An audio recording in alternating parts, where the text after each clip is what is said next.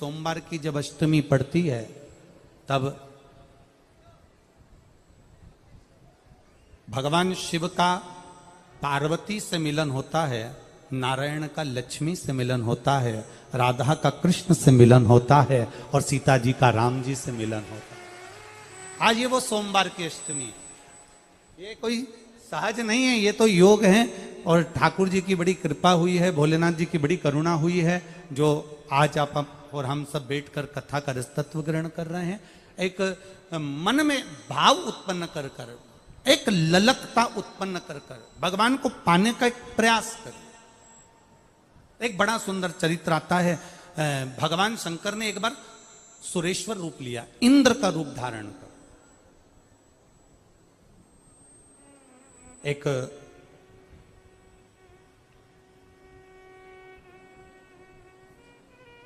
व्याघ्रयात का पुत्र जिसका नाम था उपमन्यु,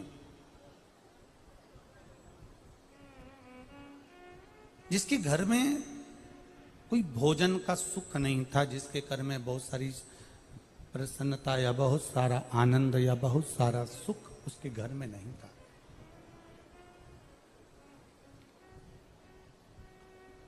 एक दिन उपमन्यु के मामा उपमन्यु के पास आए और उपमन्यु के मामा जी ने उपमन्यु से आकर कहा कि अपनी बहन से कहा कि एक काम करो, अब तुम्हारे घर में अगर भोजन का भाव नहीं है और बहुत तकलीफ में जिंदगी चल रही, बड़े दुख में जीवन चल रहा है, बड़ी तकलीफ में जिंदगी चल रही है, तो तुम एक काम करो, हमारे साथ में आप हमारे घर चलो। उपमन्यु अपने मामा के यहां गए।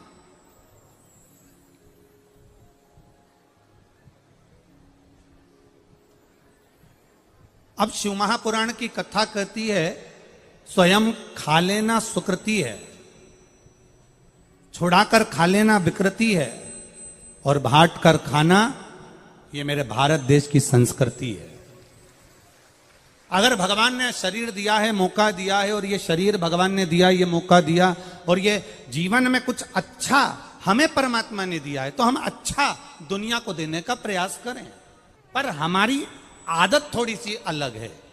हमारी आदत क्या अलग है कि जो अच्छा होता है हम उसको अपने पास रखने का प्रयास करते हैं और जो बुरा होता है वो दूसरे को देने का प्रयास करते हैं। जैसे सहज भाषा में ले लो, बहुत अच्छी साड़ी अगर तुम्हें कहीं से मिली है तो तुम तुरंत उसमें फाल पी को लगा के तैयार कर लोगे, उसकी चोली वोली सिलवा के तैयार कर लोगे। साड़ी अगर थोड़ी सी भी 1 नंबर से 2 नंबर पर है तो तुम उसको अपनी बेटी को दे दोगे, और अगर वो 2 नंबर पर भी नहीं आ रही है, साड़ी थोड़ी भी गड़बड़ है, तो तुम अपनी बहू को दे दोगे। और अगर और भी ज्यादा गड़बड़ है, ना बहू के काम की, ना फिर वो बेटी के काम की, और ना फिर वो तुम्हारे काम की, तो तुम उसको पैकिंग कर कर भागवत जी पे चढ़ा दोगे।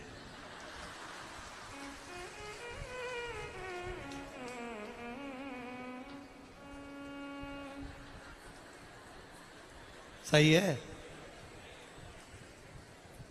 अब तुमने उसको भागवत जी पे चढ़ा दिया। अब तुम क्या सोच के चढ़ाई कि पंडित जी की पत्नी पहनेगी, वो भी पंडित जी की पत्नी, तो तुम अंदाजे में रहे हो।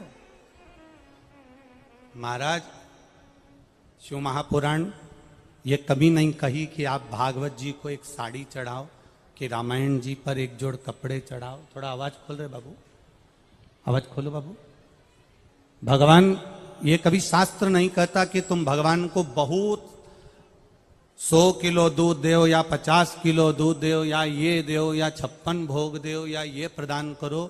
हमारा शास्त्र कहता है जो भी दो वो अपने हृदय से, अपने मन से, जितना शिव महापुराण की कथा में पहले भी हमने वर्णन किया है। शिव महापुराण की कथा तो यहां तक कहती है कि शंकर भगवान को केमिकल का दूध चढ़ाने से अच्छा है, शंकर भगवान को थैली का दूध चढ़ाने से अच्छा है, शंकर भगवान को पाउडर का दूध चढ़ाने से अच्छा है। कहीं किसी के यहां देसी गाय हो, उसका केवल एक छोटी सी चम्मच का भी आधा चम्मच, 4 बूंद दूध भी अगर मिल जाए और आपने शिव जी को चढ़ा दिया तो शंकर प्रसन्न हो जाते हैं। यहाँ बाबा ये नहीं करे कि तुम मुझको 100 किलो दूध चढ़ाना या 50 किलो दूध चढ़ाना या 25 किलो दूध चढ़ाना। कोई संत ने, कोई साधु ने, कोई गुरुजन ने, कोई ब्राह्मण जन ने ये नहीं कहा कि तुम भागवत जी पर मुझे साड़ी चढ़ाना। तुम जो चढ़ा रहे हो उसमें तुम्हारे दिल की, मन की शुद्धता होना चाहिए। जमुना दास,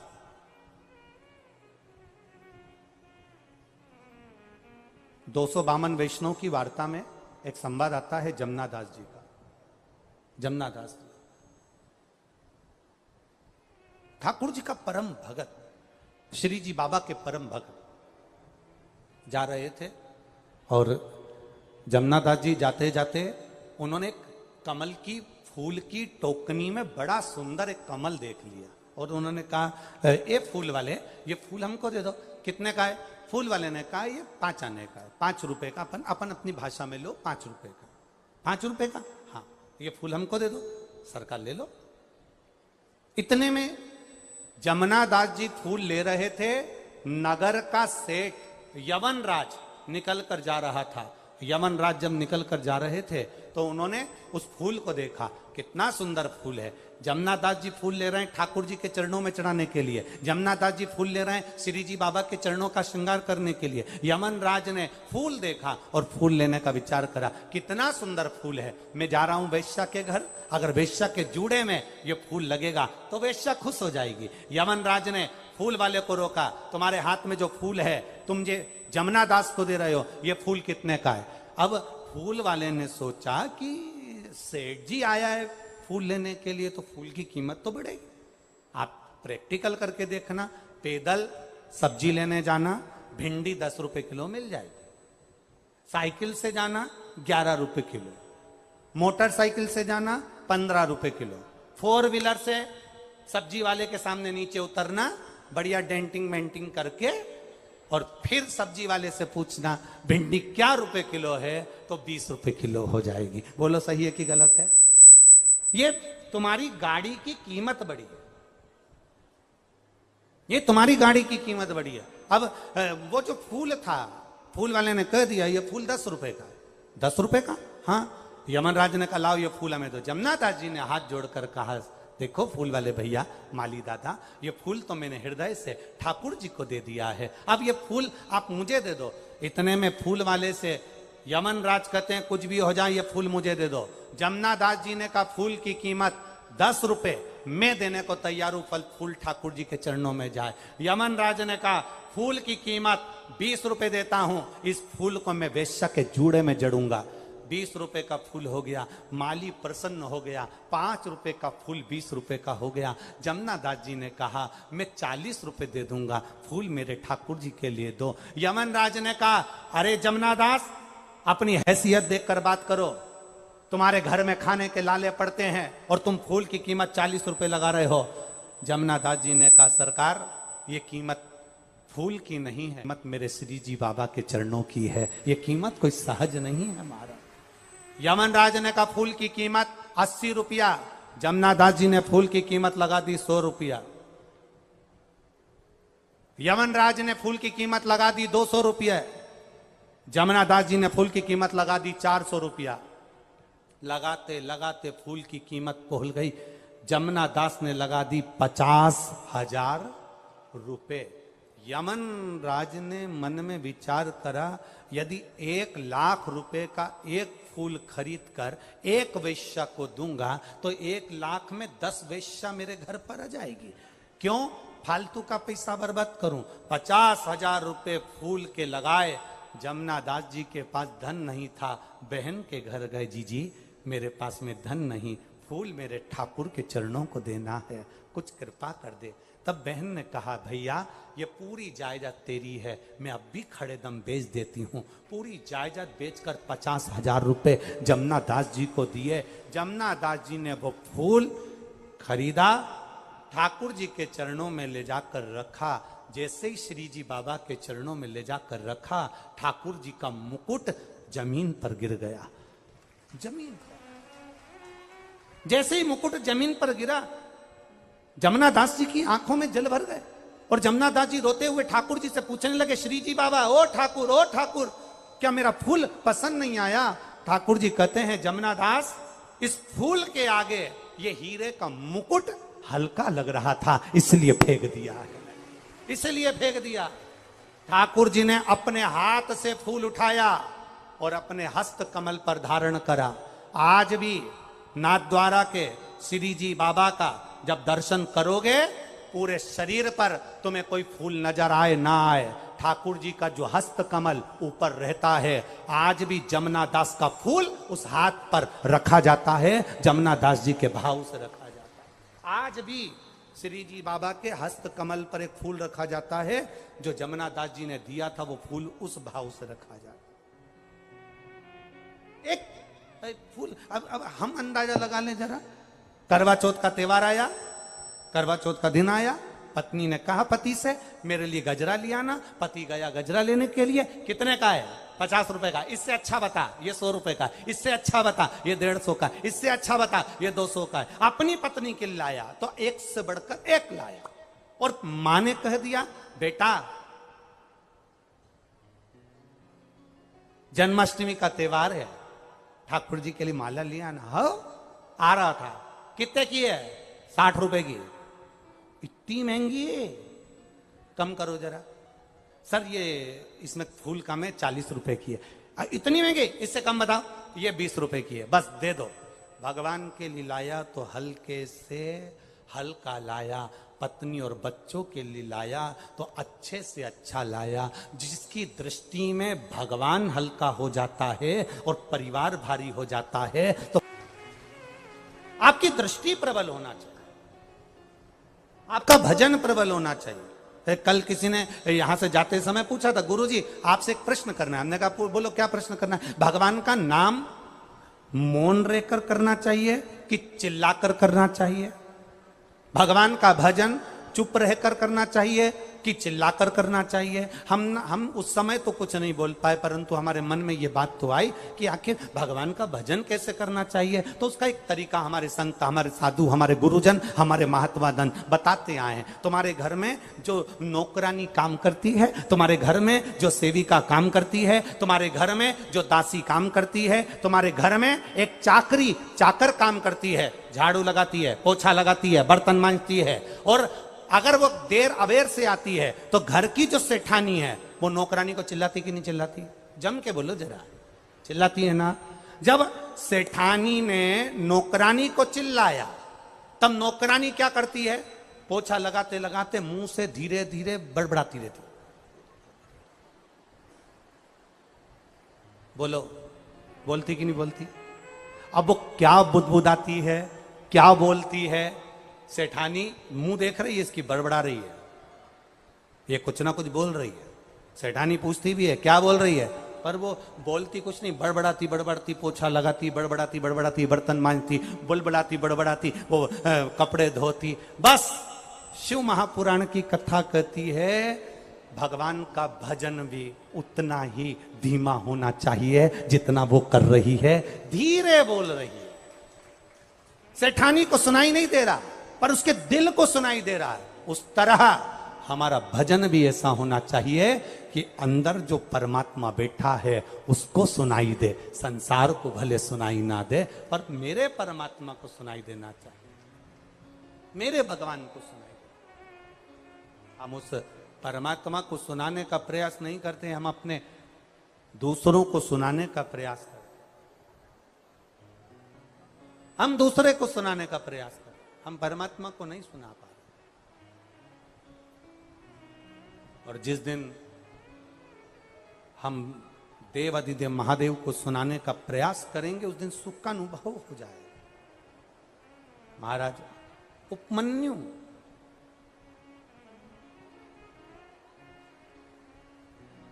मामा जी के यहां रह रहा है, मामा मामी सब आराम की जिंदगी जी रहे हैं। और एक दिन उपमन्यु ने अपने मामा से कह दिया, मामा जी एक बात अपने भीतर उतार कर रखना, यदि पड़ोसी के बच्चे भी आपके बच्चे के साथ खेल रहे हैं, पड़ोसी के बच्चे भी आपके बच्चों के साथ रह रहे हैं, और आप अपने बच्चों को कुछ दे रहे हैं, तो पड़ोसी के बच्चे को भी जो अपने बच्चों को दे रहे हो वैसा कि वैसा ही पड़ोसी के बच्चे को भी देने का प्रयास करिए, वैसा कि वैसा ही उनको भी देने का प्रयास करिए। अब उपमन्यु को एक दिन उपमन्यु ने अपने मामा जी से कहा, मामा जी मुझे बहुत आप कृपा करो और मामा मुझे थोड़ा सा दूध दे दीजिए पीने के लिए, मात्र थोड़ा सा दूध दे दीजिए जिससे मैं पी लूं, थोड़ा सा।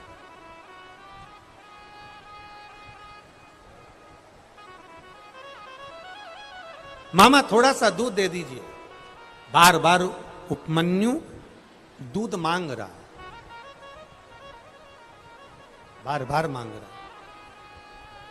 अब इतने में उपमन्यु की मां उपमन्यु को देखी कि ये दूध मांग रहा है पर इसको मामा मामी दूध नहीं दे पा रहे हैं, तो मां ने अपने बेटे से कहा कि देख, संसार के लोगों से अगर आस लगाकर बैठेगा ना, छोटा सा उपमन्यु, मात्र 5 वर्ष की उसकी आयु है, और 5 वर्ष के बालक को अगर शास्त्र कहता है हम हमारे घर के बच्चों को जैसा ज्ञान देते हैं वैसा ज्ञान वो बच्चा ग्रहण जरूर करता है। फिर निवेदन है, जिस गांव में पानी की कमी होती है वहां की फसल बिगड़ जाती है, और जिस घर में संस्कारों की कमी होती है वहां की नस्ल बिगड़ जाती है। शिव कथा कह रही है, शिव महापुराण का संवाद कर रहा है, शंकर भगवान की कथा कर रही है। उपमन्यु अपने मामा मामी से दूध मांग रहा है, अपने मामा मामी से दूध मांगने का प्रयास कर रहा है, और माँ उसको समझा रही है। माँ कह रही है कि तुम संसार के लोगों से अगर आस लगा कर रखोगे, संसार के लोगों से अगर आस लगाओगे, संसार के लोगों से आस जोड़कर चलोगे तो जिंदगी भर रोना पड़ सकता है।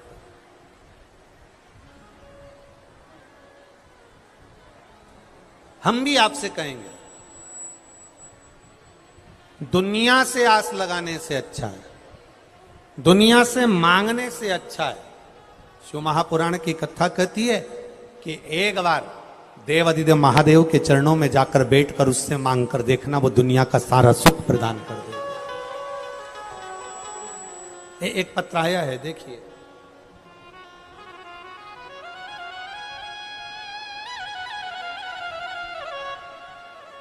मुन्नी वैष्णव, पत्नी अशोक कुमार वैष्णव, गांव निम्बी, जोधावट की तट, जोधावट,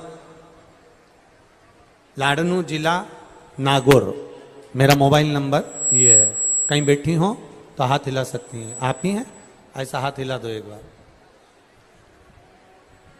मैं मुन्नी वैष्णव, पत्नी, एक बार वापिस हाथ हिलाइए, पत्नी अशोक कुमार वैष्णव, गांव निम्बी, जोधावट, लाडनू जिला, नागौर।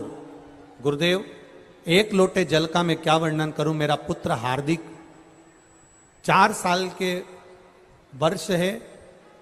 2022 में सितंबर में अचानक तबीयत खराब हुई और उसका पेट फूल गया। डॉक्टरों को दिखाया, पूरी जांचें करवाई बच्चे की।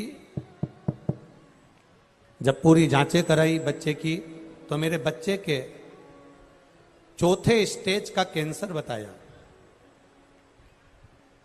4 साल का मेरा बेटा गुरुदेव, और उससे 4थे स्टेज का कैंसर बता दिया। तब मेरी ननंद की सहेली जो सालासर आपकी कथा हुई शिव महापुराण में जाकर आई, उसने आपकी कथा के बारे में बताया। व्यासपीठ की एक बेलपत्र उसके पास में थी, उसने हमको दी और हमने अपने बच्चे को शंभु शंभु, हमने बच्चे को देना चालू करी। व्यासपीठ की बेलपत्र आप कहते हो ना गुरुजी, औषधि का रूप रहती है। वो हमारे बच्चे को हमने दिया और उसकी जो कैंसर की दवाई थी उसको कुंदकेश्वर महादेव के नाम से, कुंदकेश्वर महादेव के नाम से उसको खिलाना प्रारंभ करो। शिव जी को एक लोटा जल चढ़ाते, बेलपत्री उठाकर लाते, उसको देते। महादेव की कृपा का मैं क्या वर्णन करूं गुरुदेव। दिसंबर 2022 में जब हमने वापिस सितंबर की जो जांच थी, जो चौथे स्टेज का कैंसर था, दिसंबर 2022 में बच्चे की फिर जांच करवाई तो बाबा की कृपा से बच्चे का कैंसर नॉर्मल आया और रिपोर्ट पूरी नॉर्मल आई। बच्चा है के साथ में, लिया उसको, लिया लिया।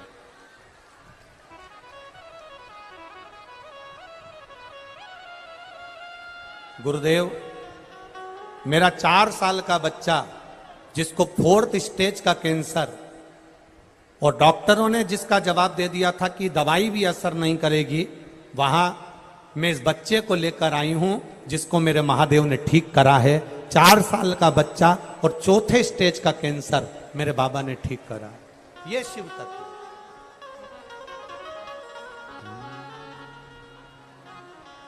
खाली ना जाता कोई दर से तुम्हारे, खाली ना जाता कोई दर से तुम्हारे, मैं भी खड़ा हूँ नन्ही बाहें पसारे, अपने हृदय से लगा लो, लगा लो, गिरा जा रहा हूँ, उठा लो, उठा लो, भोले अपने दर से अब तो न टालो, गिरी जा रही हो, उठा लो, उठा लो। मेरा 4 साल का लड़का जिसको 4थे स्टेज का कैंसर हुआ और मेरे बाबा ने इसको बचा लिया। मैं बाबा को यहां प्रणाम करने, प्रणाम, बाबा को प्रणाम करो, सिर झुकाओ कर जाओ।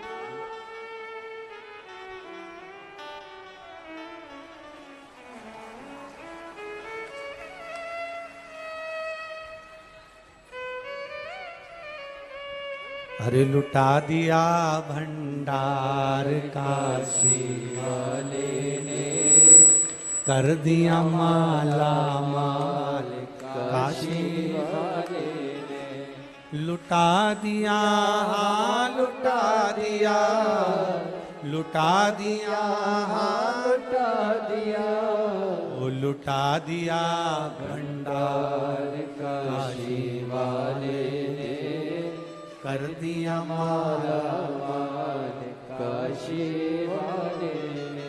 वो देता है जिसने दिल से मांगा, जिसने निवेदन करा, जिसने उसकी चाकरी कर ली, जिसने उसके चरणों का स्मरण कर लिया, जिसने उसको नमन कर लिया, देता है।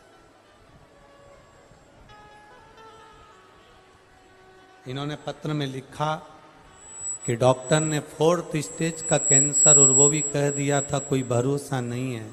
गुरुजी, सारी रिपोर्ट बाबा ने बदल दी और बाबा की कृपा से बाबा ने ठीक कर दिया। ये शिव तत्व, योग घड़ी, शंभु, त्रिकालदर्शी, कैलाशी, अविनाशी, ये कृपा। अब क्यों ना सुने बच्चे।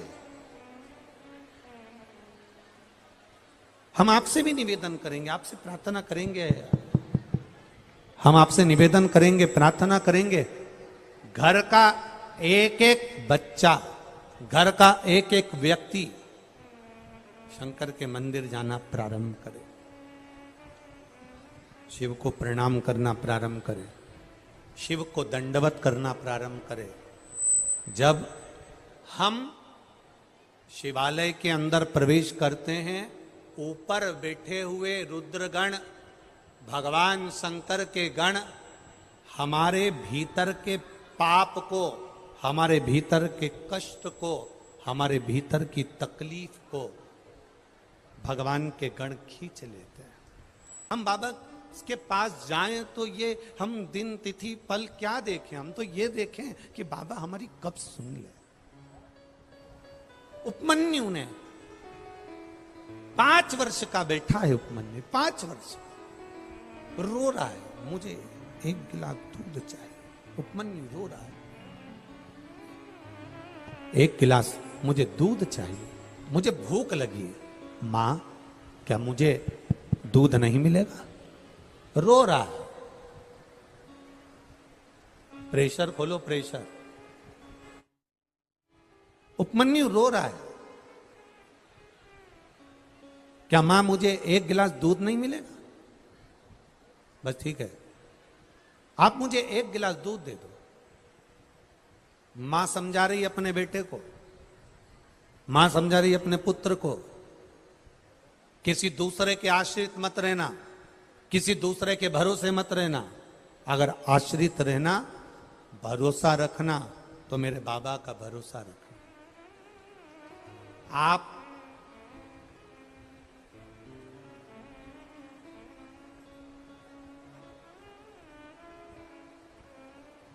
उसके भरोसे रहिए। उपमन्यु ने कहा, क्या भगवान क्या मेरे को 1 गिलास दूध दे देता है? फिर निवेदन है, देवता देंगे तो पल्ला झाड़ कर देंगे, और महादेव देता है तो छप्पर फाड़ कर देता है। क्या भगवान मुझको 1 गिलास दूध दे देंगे? क्यों नहीं? आप आराधना करिए, उस शिव की आराधना।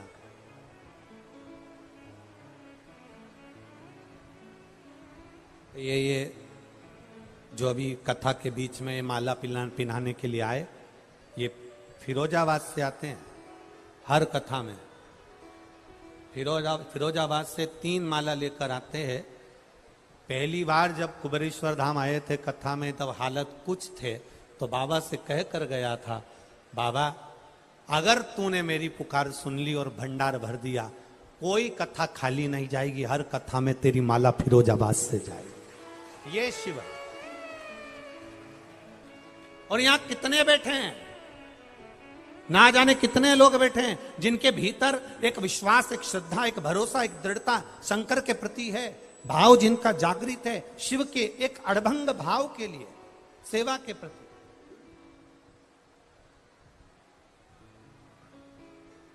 शिव कथा कह रही है, शिव महापुराण कह रही है, शंकर भगवान का संवाद कह रहा है। अब मां, क्या भगवान मुझको 1 गिलास दूध दे देंगे? मां के क्यों ना देंगे? कर भरोसा। किसका आराधना करूं? मां ने कहा, तेरा मन पड़े उसकी आराधना कर। तेरा मन जिससे कर जाए, तेरा मन जिसमें लग जाए, तो उसकी आराधना कर। और उपमन्यु ने भगवान शिव की आराधना करना प्रारंभ करी। शंकर जी के मंदिर में जाता, शिवालय में जाता, झाड़ू लगाता, पोछा लगाता, द्वार संवारता, पत्तियां लाकर भगवान का श्रृंगार कर देता। हम फिर निवेदन करेंगे, जरूरी नहीं कि बेलपत्र होगी तो शिव का श्रृंगार होगा, जरूरी नहीं कि धतूरा होगा तो शिव का श्रृंगार होगा, जरूरी नहीं कि शमी पत्र होगा तो शिव का श्रृंगार होगा। शिव महापुराण की कथा तो यहां तक कहती है, मंदिर जाते समय वहीं पर जो फूल पत्ती रखे हों शिव जी पे चढ़े हुए, उसी को बाबा का सुंदर श्रृंगार कर सकते हो। नहीं हो तो जाते जाते 5 वृक्ष की, कोई भी 5 वृक्ष की पत्तियों से भी बाबा का श्रृंगार करोगे तो बाबा स्वीकार कर लेता है। कोई भी वृक्ष की पत्ती,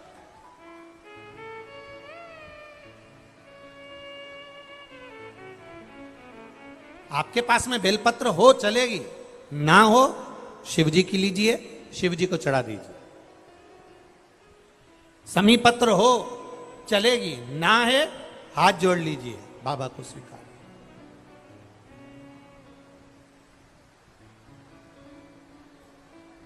भीतर से शिव को प्रकट करिए। अपने भीतर एक आनंद का जो शिव है, हमारे भीतर एक आनंदेश्वर महादेव जो विराज रहे हैं, हमारे भीतर एक शंकर का एक स्वरूप आनंद कंद परमात्मा का एक भाव आनंदेश्वर महादेव जो विराज रहे हैं, उस आनंद से हम परमात्मा को प्रकट करें। शिव कथा कर रही है, भगवान शंकर का संवाद कर रहा है, शिव महापुराण कर रही है। उपमन्यु ने भगवान शिव की आराधना करना प्रारंभ करी। 5 वर्ष की अवस्था थी उपमन्यु की, और शंकर की आराधना में लग गया। ऐसी आराधना भोलेनाथ जी की करी कि भोलेनाथ खुद इंद्र का रूप लेकर उपमन्यु के पास आ गए। सुरेश्वर रूप, इंद्र का रूप लेकर।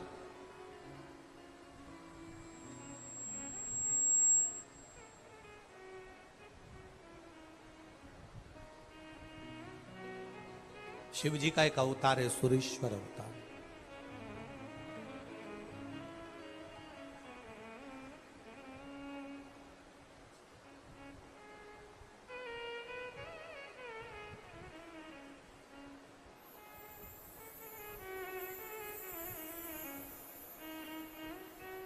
और जब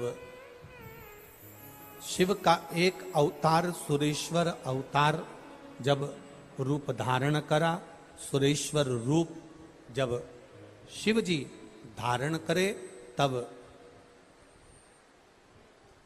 इंद्र का रूप धारण कर कर भगवान शंकर ने उपमन्यु से जाकर कहा, उपमन्यु से जाकर बोले, हे उपमन्यु, कहां देवादिदेव महादेव की भक्ति में लगा हुआ है, कहां शिव की उपासना में लगा हुआ है। शंकर भगवान तो खुद कैलाश पर निवास करते हैं, शिव जी तो खुद कैलाश पर रहते हैं, उनकी कहां भक्ति में तू लगा हुआ है।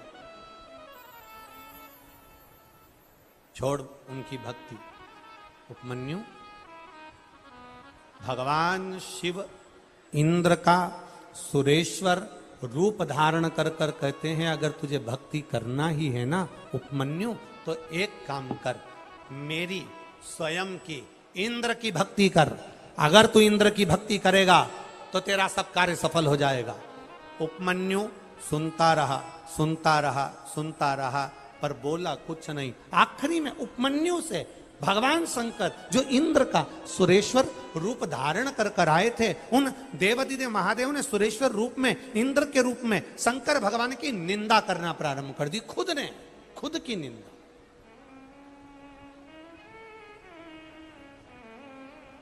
स्वयं की निंदा।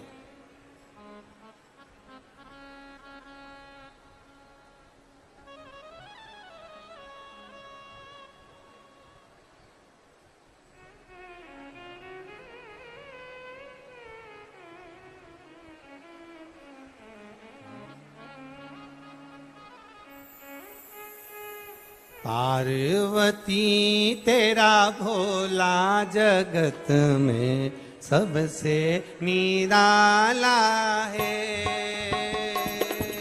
पार्वती तेरा भोला जगत में सबसे निराला है। पार्वती तेरा भोला जगत में सबसे निराला है। आइए आज सोमवार, सोमवार की अष्टमी, सबसे निराला है। वो सबसे निराला, सबसे निराला, सबसे निराला, सबसे निराला, वो सबसे निराला, सबसे निराला, सबसे निराला, सबसे निराला। ओ पार्वती तेरा भोला जगत में सबसे निराला है। पार्वती तेरा भोला जगत में सबसे निराला है। बड़े आनंद के साथ, भाव के साथ।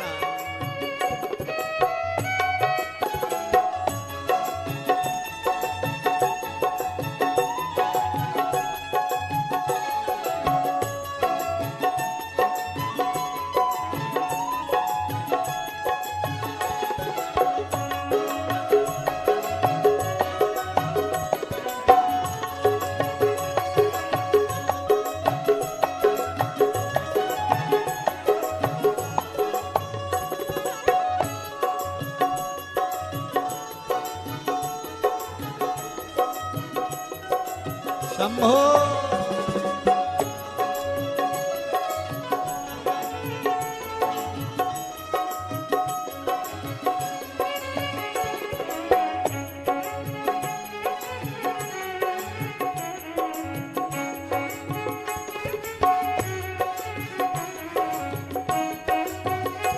पीछे वाले भी।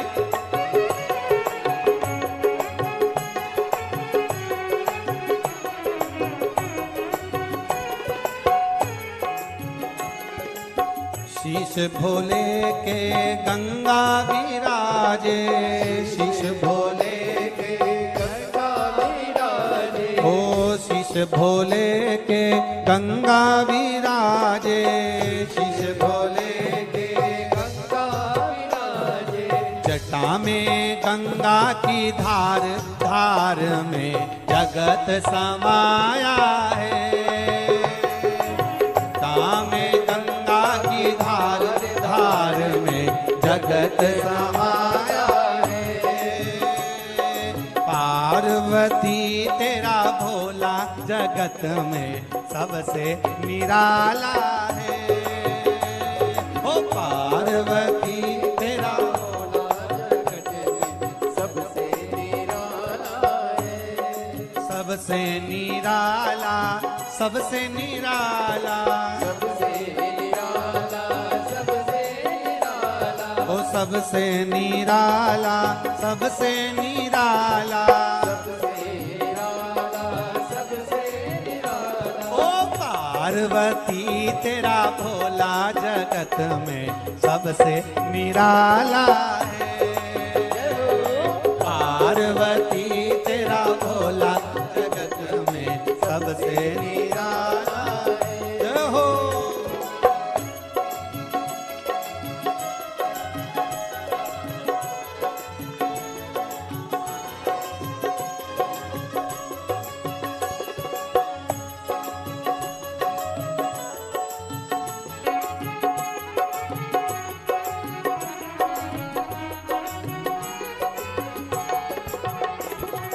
गले भोले के सर्पों की माला, गले भोले के सर्पों की माला, ओ गले भोले के सर्पों की माला, गले भोले के सर्पों की माला, ओ माथे पे चंदा तिलक जगत में उजियारा फैलाया रे। माथे पे चंदा तिलक जगत में उजियारा फैलाया रे। पार्वती तेरा भोला जगत में सबसे निराला रे। पार्वती तेरा भोला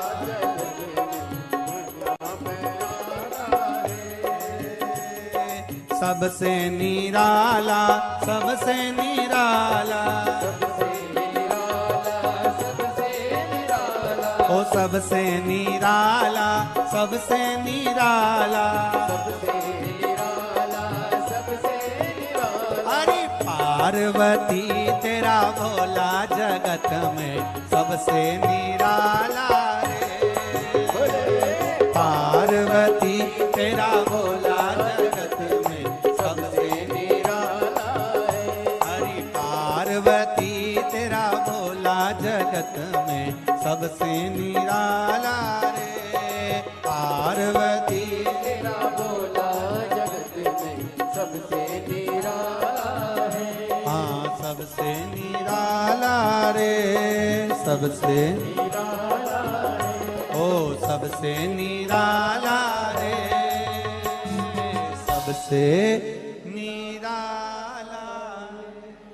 हर हर महादेव।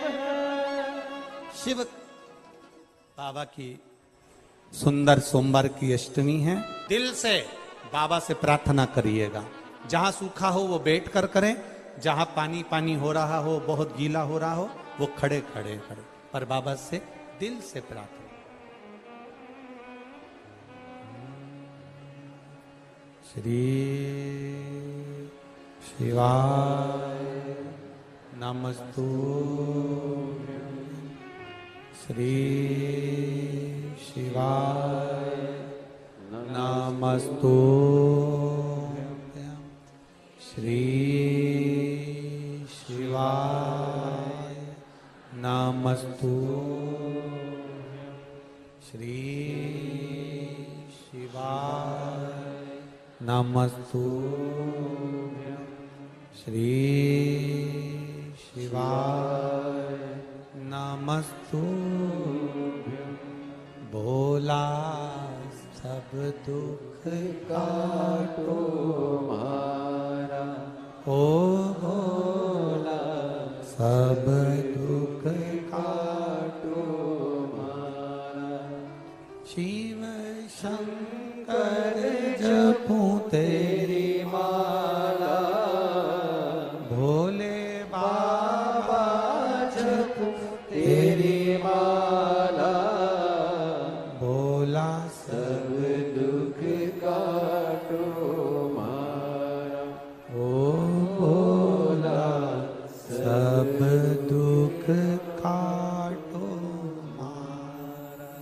वेश मंगल मंगलकारी। वेश मंगल मंगलकारी।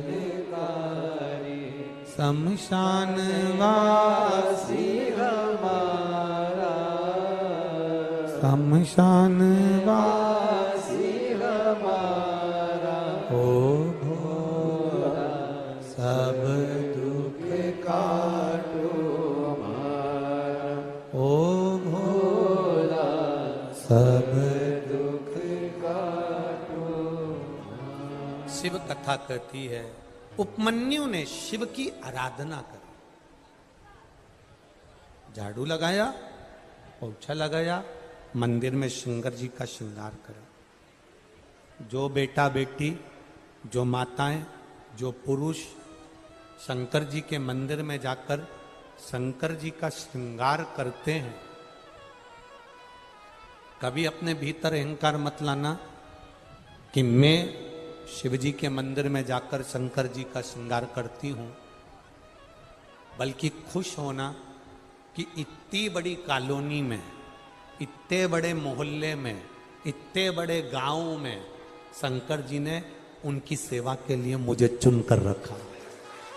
ये प्रसन्नता।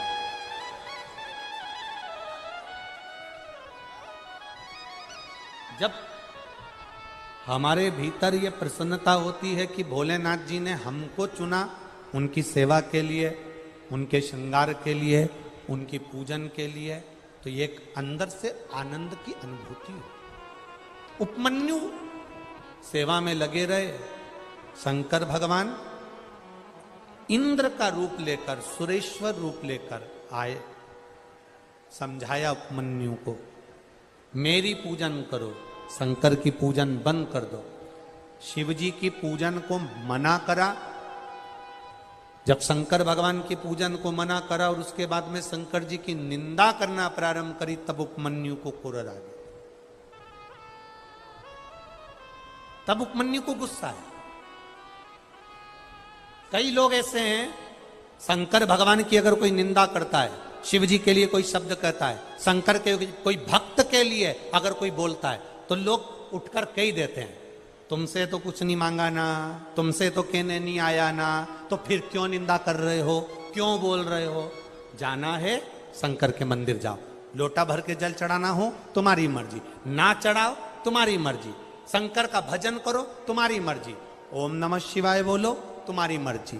पंचाक्षर मंत्र है ओम नमः शिवाय। शिव महापुराण के मूल मंत्र के रूप में पंचाक्षर मंत्र दिया भोलेनाथ जी ने। तुम्हारा मन ओम नमः शिवाय बोलो, तुम्हारा मन नमः शिवाय बोलो, तुम्हारा मन श्री शिवाय नमस्तुभ्यम बोलो, तुम्हारा मन द्वादश अक्षर मंत्र ओम नमो भगवते वासुदेवाय बोलो, तुम्हारा मन राम बोलो, तुम्हारा मन कृष्ण बोलो, जो तुम्हारा मन पड़े तुम उसका भजन करो, पर अपने मुख से कभी निंदा मत करो भजन शिव।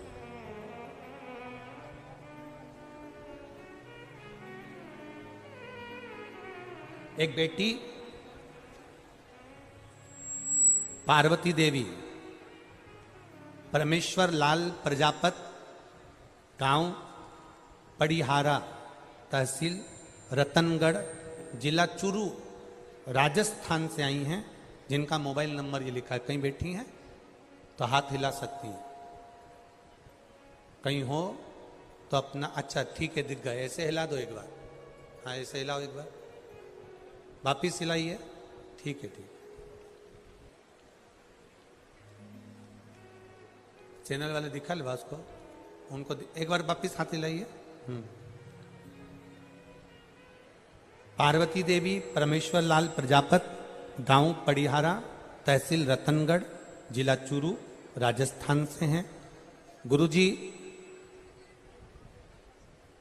आज तीसरे पत्र लिख रही हूं, हमारे पत्र का नंबर ही नहीं आता।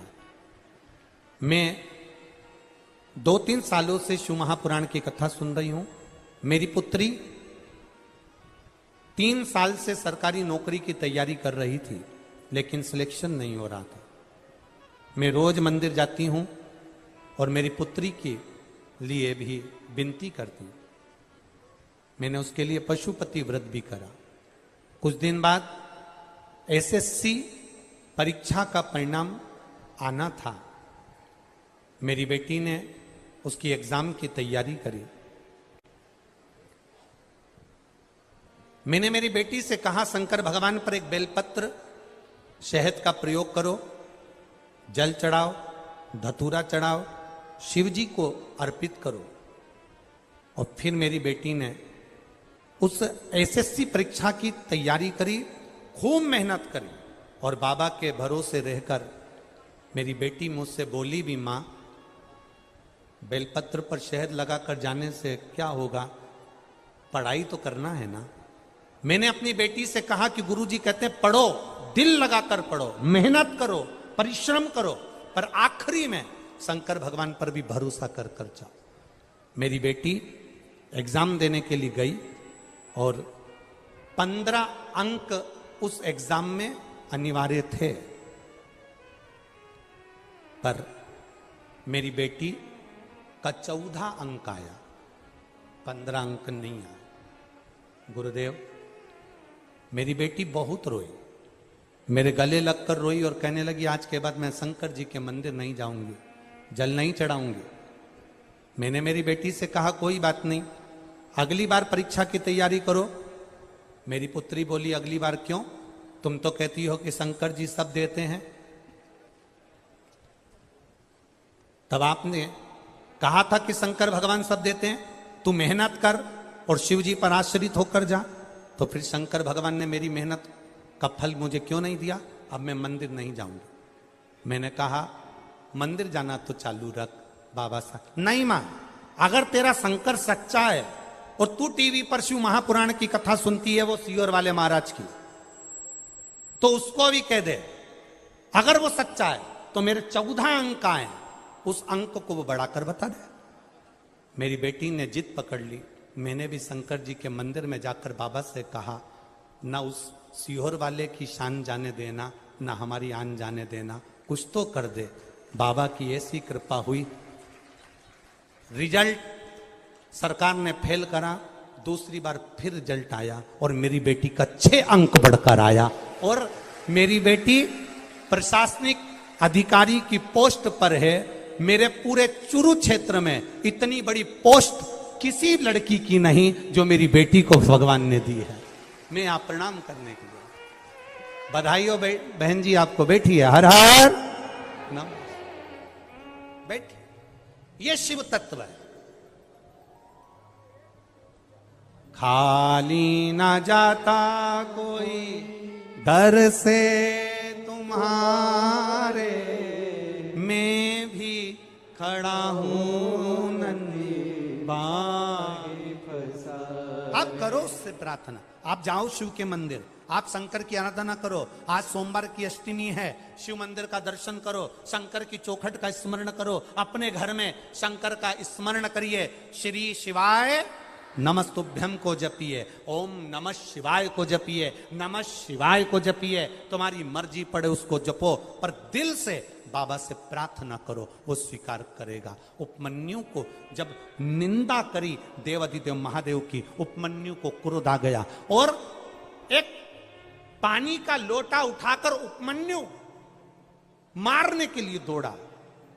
अब शंकर भगवान इंद्र का रूप लेकर इंद्र की बड़ाई कर रहे थे, गुस्सा आ गया, पानी का लोटा लेकर जो मारने दौड़े तो शंकर भगवान सामने प्रकट हो गए। उपमन्यु, तू मेरा पुत्र है, मेरी निंदा नहीं सुन पाया उपमन्यु, और मेरी निंदा नहीं सुन पाया मतलब मैं तेरे हृदय में हूं और तू मेरे हृदय में है। उपमन्यु, मेरा वर है तुझे, एक क्षीर सागर में नारायण रहते हैं और एक व्रत सागर में तेरा निवास होगा और पूरी दुनिया तुझे आनंद के साथ दर्शन कराएगी। ये सुख है, ये आनंद है। एक गिलास दूध का मांगा था और मेरे बाबा ने सागर भर कर दे दिया। जब भी देता है तो छप्पर फाड़ कर देता। ये शिव है, ये शिव तत्व है। क्योंकि पिता की बराबरी तुम कभी नहीं कर सकते, क्योंकि पिता पिता होता है। उसने अपना पूरा जीवन जो कमाया वो तेरी विद्या में लगाया, जो कमाया तेरी पढ़ाई में लगाया, जो कमाया तुझे अव्वल बनाने में लगा दिया। खुद दुकान पर भूखा रह रहकर शुगर की बीमारी कर ली। टिफिन आता था, नहीं खाता था। थोड़े दो ग्राहक और देख लेता हूं, दो ग्राहक और देख लेता हूं, थोड़ी देर से खाना खाऊंगा, थोड़ी देर से भोजन करूंगा, थोड़ी देर से रोटी खाऊंगा। दो ग्राहक के चक्कर में मेरे बेटे की फीस जमा करना है। बाहर पढ़ने गया है, मुंबई पढ़ने गया है, पूना पढ़ने गया है, जयपुर पढ़ने गया है, कोटा पढ़ने गया है, जोधपुर गया है, मेरे बेटे की फीस जमा करना है। वो दो ग्राहक ज्यादा के चक्कर में भूखा रहता रहता रहता रहता बीपी और शुगर की बीमारी कर ली। उस पिता की होड़ मत करना जिसने अपने शरीर का एक एक रक्त केवल तेरी जिंदगी बनाने में लगा दिया। उस पिता के ऊपर तो तुझे गौरव उत्पन्न होना चाहिए।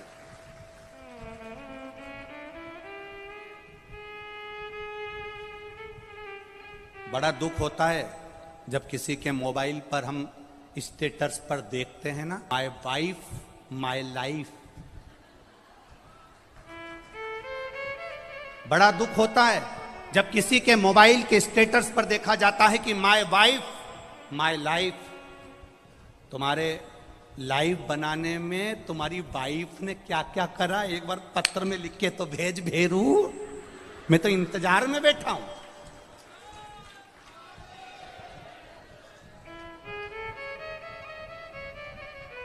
वाइफ तुम्हारी लाइफ नहीं बनाएगी, वाइफ तुम्हारे बच्चों की लाइफ बनाएगी, ये निश्चित है।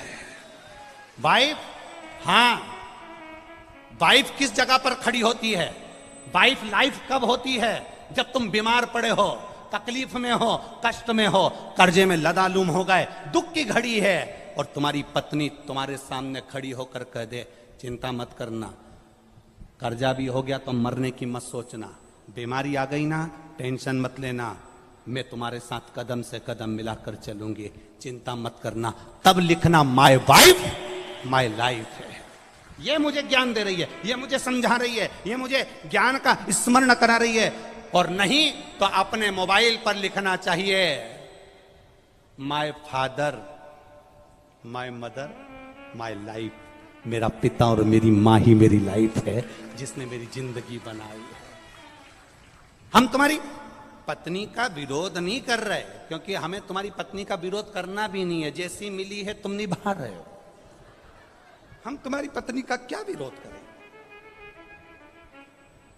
हमारा इतना सा कहना है, तुम्हारी पत्नी तुम्हारी दुख की घड़ी में सामने खड़ी हो, तुम्हारी पत्नी तुम्हारे दुख के समय पर तुम्हारे सामने खड़े होकर कह रही हो चिंता मत करो, कोई बात नहीं, पैसा नहीं है ना, अब की बार साड़ी नहीं लेंगे करवा चौथ पर, मेरे पास बहुत पड़ी है, जेवर पड़ा है, तुम चिंता मत करना। अगर दुख की घड़ी आ भी गई, पूरा जेवर उठा कर दे दूंगी, तुम्हें कर्जे से मुक्त कर दूंगी, तुम चिंता मत करना, तुम चिंता मत करना। एक बात याद रखना, जब हमारे घर में दुख आता है तब हमारे घर का सोना बैंक में जाता है या दुकान पर जाता है, काय के लिए? गिरवे रखने के लिए या बिकने के लिए? बोलो सही है कि गलत है? जब दुख आता है तब घर का सोना दुकान पर जाता है, जब दुख आता है घर का सोना सुनार की दुकान पर जाता है, सुनार का पूछता है तुम तो हमारे परिचित हो, ऐसा क्या तकलीफ आ गई जो इतना सारा भाभी का पूरा जेवर लिया है, तुम्हारी मम्मी का पूरा जेवर लिया है, क्या हो गया ऐसा? कहा साहब बहुत कर्जे में हूं, बहुत दुख में हूं, इसलिए घर का सोना जो तिजोरी में रखा होता था, अलमारी में पड़ा होता था, उसको मैं दुकान पर लेकर आया हूं।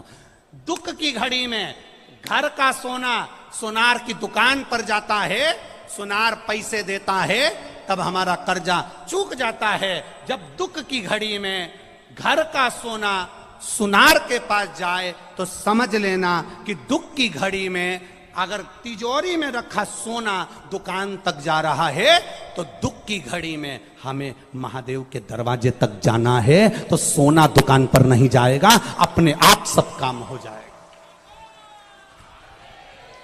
हम दुख की घड़ी में अपनी चैन, अपनी अंगूठी, अपनी मोबाइल, अपना पर्स गिरवे रखी आते हैं, पर हम दुख की घड़ी में महादेव के पास नहीं जाते हैं। बोलो सही है कि गलत है? दुख की घड़ी आई, तुमने सोचा मेरी गाड़ी रख देता हूं, मेरा बंगला रख देता हूं, मेरा ये सामान रख देता हूं, मेरी चेन रख देता हूं, मेरी अंगूठी रख देता हूं। मेरा एक निवेदन है, अपने चेन, अंगूठी, मोबाइल, पर्स को गिरवे रखने से अच्छा, कर्जे में डुबाने से अच्छा, एक बार दुख की घड़ी में जैसे सोना सुनार की दुकान पर जाता है, ऐसी दुख की घड़ी में तुम मेरे महादेव के मंदिर में, लोग सोना दुकान पर ले जाते हैं, तुम 2 लोटा पानी महादेव के मंदिर में लेकर जाना, उसको चढ़ाना, 1 महीना इंतजार करना, फिर विश्वास रखना कि शिव पुराण सुनी थी तो 1 महीने में बाबा ने धीरे धीरे कर्जा चुकाया कि नहीं चुकाया। कहां से आएगा, कैसे देगा? उसका नाम कुबेरेश्वर महादेव है। वो साधारण नहीं है, बड़ा आनंद में बैठता है, अलमस्त होकर बैठता है, अपने पास कुछ नहीं रखता पर दुनिया को देने की सामर्थ्यता रखता है। केवल एक दृष्टि देता है और दुनिया का भंडार भर देता है। वो हुआ ब्रह्मा जी की आंख से आंसू बह रहे हैं, ब्रह्मा जी का सिर कटा नहीं रोए, ब्रह्मा जी को सावित्री माता ने श्राप दिया नहीं रोए, ब्रह्मा जी को अपशब्द कहे गए नहीं रोए, पर आज ब्रह्मा इसलिए रो रहे हैं क्योंकि जगत के पिता के सामने, देवाधिदेव महादेव के सामने ये प्रसंग सम्मुख में आकर खड़ा हो गया कि कार्तिकेय जी ने कहा ओम का अर्थ तो पिता भी नहीं जानते होंगे। तब शिव जी मुस्कुरा दिए, शंकर भगवान मुस्कुरा के ब्रह्मा जी के ऊपर अपनी दृष्टि से एक टकटकी लगाकर देखा।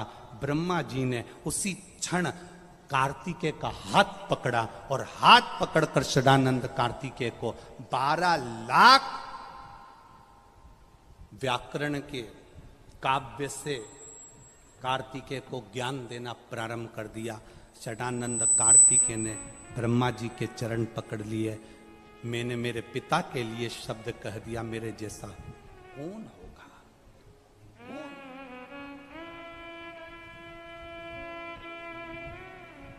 बेटा विद्वान, खूब विद्वान बनो, तुम कलेक्टर बनो, एसपी बनो, डीएसपी बनो, एसडीएम बनो, तुम डॉक्टर बनो, कमिश्नर बनो, सीए बनो, तुम्हारी मर्जी पड़े वो बनो, तुम जो बनना चाहते हो वो सब बनो। मेरा महादेव तुम्हें तुम्हारी ऊंचाई तक लेकर जाए, पर तुम्हारी ऊंचाई के चक्कर में तुम अपने माता पिता का अपमान मत कर देना, तुम अपने रिश्तेदारों का अपमान मत कर देना, तुम किसी को छोटा मत समझ लेना, तुम किसी को एक साधारण सा मत समझ लेना, तुम उसका आदर करना मत भूल जाना, क्योंकि पिता पिता होता है, उसकी जागीर दिल से होती है, दिल से।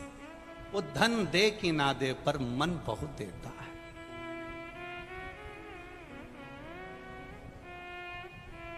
मन बहुत देता है। बेटी, बेटा, जब तक पिता है, जब तक माँ है, तब तक लोग कहते हैं मायका। मायका का मतलब क्या होता है? माय जहां निवास करे, पिता जहां निवास करे, उसको क्या कहते हैं? जम के बोलो जरा। मायका, वो मायका जहां माता पिता रहे, निवास कर। जितनी माताएं बैठी है ना, जितनी माताएं बैठी है, जितनी बेटियां बैठी हैं ना, जितनी बहुएं बैठी हैं, जितनी भले 70 साल उम्र हो गई, 60 साल हो गई, चाहे 50 साल हो गई, पर तुम सब जितनी बैठे हो और जितने आस्था चैनल पर सुन रहे हो, जितने फेसबुक यूट्यूब पर सुन रहे हो ना, तुम सबको अपने पिता का अहंकार जरूर होता है, ये निश्चित है। और पिता का अहंकार हर एक व्यक्ति को होना चाहिए। तुरंत कह देना चाहिए, टेंशन मत लो, मेरे पिता जब तक हैं मुझे चिंता नहीं है। मेरा बाबुल है ना, वो संभाल लेता है। मेरा पिता है ना, वो संभाल लेता है। पिता जागीर है, पिता जागीर।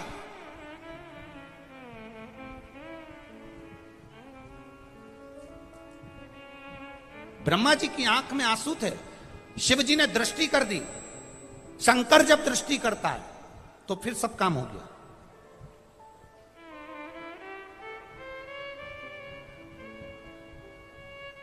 अब मेरे महादेव ने षडानंद कार्तिकेय से प्रश्न किया। अभी तक कार्तिकेय ने क्या कहा था कि ओम का अर्थ शिव भी नहीं जान सकते। जब ब्रह्मा जी के सामने 12 लाख व्याकरण काव्य के अर्थ से ओम का अर्थ समझा दिया ब्रह्मा जी ने, अब भगवान शिव ने षडानंद कार्तिकेय से कहा कि ओम के, अब तुमने सब समझ लिया ना, तो अब बताओ ओम के कितने अर्थ हैं? ओम के कितने अर्थ हैं? षडानंद कार्तिकेय के चरणों में पड़ गए, पिताजी मुझे ओम के अर्थ नहीं मालूम। ओम के कितने अर्थ हैं मुझे नहीं मालूम। शंकर भगवान ने कहा, कार्तिकेय कौटि कौटि जन्म व्यक्ति ले ले, हजारों हजारों जन्म व्यक्ति ले ले, सतयुग, त्रेता, द्वापर, कलयुग, फिर सतयुग, फिर त्रेता, फिर द्वापर, फिर कलयुग, फिर सतयुग, ऐसे ना जाने कितने युग निकल जाते हैं, तो भी दुनिया के लोग ना ओम को जान पाते हैं, ना शिव को पहचान पाते हैं। वो शिव है कौन? पत्रकार बंधु जब हमारे पास में आते हैं तो प्रश्न करते हैं, आप शिव को कितना जानते हो? पत्रकार बंधु जब हमारे पास में आते हैं, कई बार पत्रकार वार्ताओं में यह प्रश्न छिड़ता है, आप शंकर को कितना जानते हो, आप शिव को कितना जानते हो? हमारा एक ही उसका उत्तर रहता है कि हम शिव को नहीं जानते, बिल्कुल नहीं जानते, क्योंकि ये शरीर मनुष्य का है, ये शंकर को कैसे जान सकता है? पर इतना जरूर जानते हैं, हम शंकर को नहीं जानते, पर शंकर अपने जीव को जरूर जानता होगा, बस इतना जरूर जानते। आप शिव के मंदिर जाइए, आप शंकर के मंदिर जाइए, आप राम के मंदिर जाइए, आप कृष्ण के मंदिर जाइए, आप देवालय जाइए, आप शिवालय जाइए, रोज रोज मंदिर में जाओगे, वहां पर आने जाने वालों की दृष्टि में तुम आ जाओगे और लोग पूछ लेंगे, क्यों कमलाबाई नहीं दिख रही? 2-3 दिन हो गया, रोज मंदिर आती थी, आज तो दिखी नहीं। क्यों कमलाबाई नहीं दिख रही? रोज मंदिर आती थी, आजकल दिख नहीं रही। कमलाबाई नहीं दिख रही, रोज मंदिर आती थी, आजकल दिख नहीं रही। जितनी याद मंदिर आने वालों को कमलाबाई की आती है, उतनी याद मेरे महादेव को भी तेरी आती है कि आया क्यों नहीं, शिव गुण गाया क्यों नहीं, शंकर का स्मरण क्यों नहीं करा, भजन क्यों नहीं करा, कीर्तन क्यों नहीं करा, मंत्र स्मरण क्यों नहीं करा, ये जाप में डूबा क्यों नहीं है?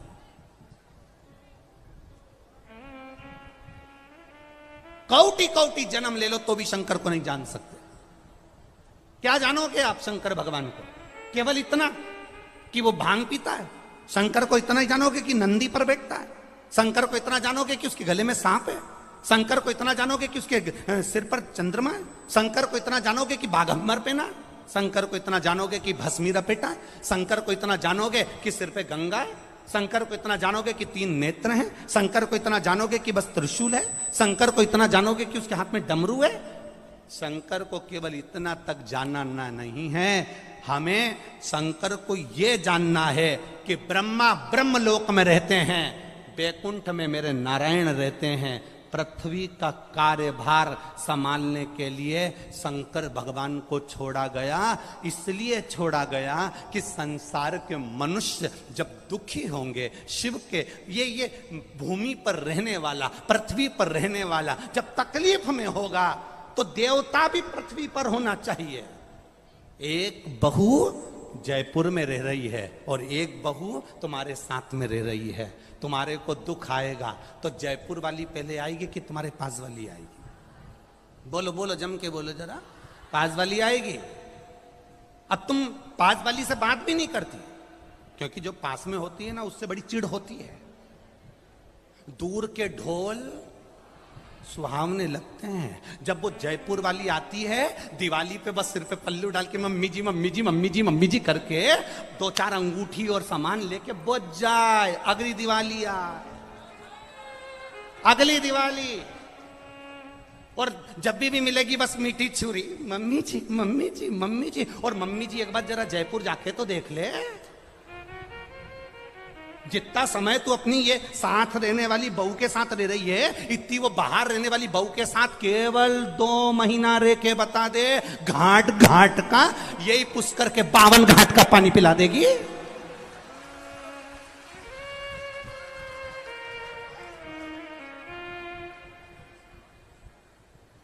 रोज भेरू और भैरवी में लड़ाई होगी।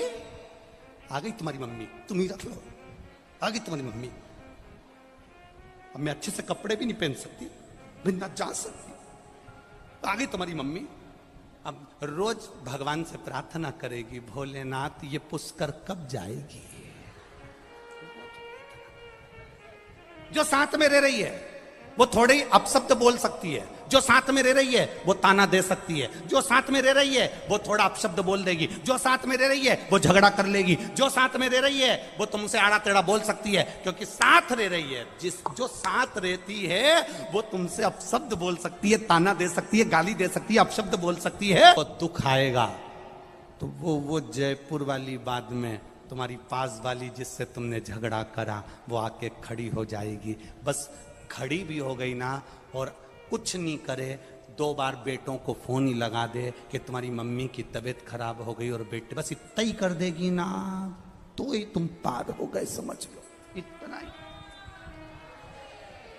अब हम आस लगा के बैठे हैं, दूर के ढोल वो 4 दिन की चांदनी वारे पुष्कर वालो। तुम्हें सारी कहावत याद है? गजब, बहुत बढ़िया। 4 दिन की चांदनी, फिर वापिस अब वो आई और चली गई। उतने दिन में वो अब मम्मी को लगा उसके बराबर मेरी कोई बहू नहीं, इतनी बढ़िया है, इतनी बढ़िया है, इतनी बढ़िया है, इतनी बढ़िया है। उसका दिन भर गुणगान करे, और जो साथ में रहे, तेरी चाय बनाए, रोटी बनाए, तेरा काम करे, न झाड़ू लगाए, न पोछा लगाए हैं, और आए गए के चाय पिला रही, रोज काम कर रही, उसका कहीं नहीं, बस वो मेरी बहुत बढ़िया, बहुत बढ़िया। ये भी झाड़ू लगाती लगाती बोली, रुक जा डोकरी, तो रुक जा भाई।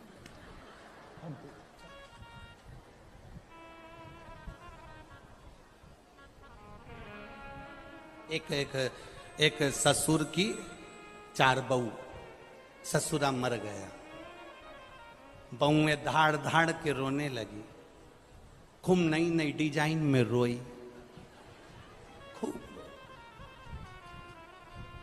जब कोई मरता है ना तो बहुएं बहुत अच्छी अच्छी डिजाइन में रोती हैं, इतना इतना पल्लू डाल के, आंख में आंसू भर के, अम्मा हमें छोड़ के चली गई, मेरे को भी ले जाती, मेरे को भी ले जाती। इतने में पति बाजू में कोनी मार के बोला, अम्मा क्या गाड़ी लेके गई? चुप, मेरे को भी ले जाती, मेरे को भी ले जाती, चुप।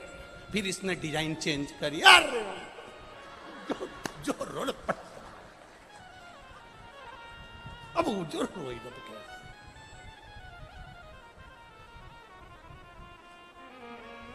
अब वो 4 बहुएं खूब रोई, इनके पतियों को बुला लिया, पति आ भी गए, क्या हुआ, तुम्हारे पिताजी मर गए। तो बेटों ने कहा अच्छा हुआ मर गए, तुम एक गिलास पानी नहीं देती थी,